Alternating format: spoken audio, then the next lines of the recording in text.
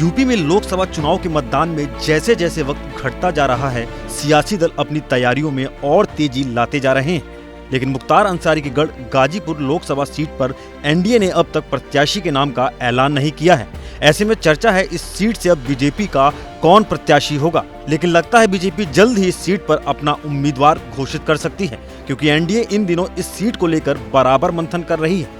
वैसे तो सपा इस सीट से पहले ही मुख्तार के भाई अफजाल अंसारी को अपना प्रत्याशी घोषित कर चुकी है। ऐसे में अब चुनौती बीजेपी के सामने है कि उनका उम्मीदवार कौन होगा, जिसको लेकर सूत्रों से खबर है कि इस सीट पर बीजेपी और सुबासपा के बीच बैठकों का दौर जारी है, जिसमें कुछ प्रमुख नामों पर मंथन किया जा रहा है। और बैठकों में इस बात पर जोर है कि ऐसा प्रत्याशी मैदान में उतारा जाए जो सीधे सीधे अंसारी परिवार को पटखनी दे सके। सुबासपा से चर्चा इसलिए भी बीजेपी कर रही है क्योंकि सुबासपा अध्यक्ष राजभर ने इस चुनाव में आला कमान से 3 सीट की मांग की थी, जिसमें बीजेपी ने घोषित सीट दे दी थी, जिसमें सुबासपा ने अरविंद राजभर को मैदान में उतारा है। इसके बाद राजभर गाजीपुर सीट भी मांग रहे हैं, इसलिए उनके साथ बीजेपी अब चर्चा कर रही है।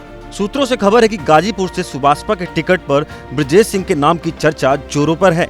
इसके साथ ही ब्रजेश सिंह के भतीजे सुशील सिंह, गाजीपुर से 3 बार सांसद रहे मनोज सिन्हा के बेटे या फिर कृष्णानंद राय की पत्नी अलका राय पर पार्टी दांव लगा सकती है। अब बीजेपी किसे टिकट देती है, इसका इंतजार सभी को है।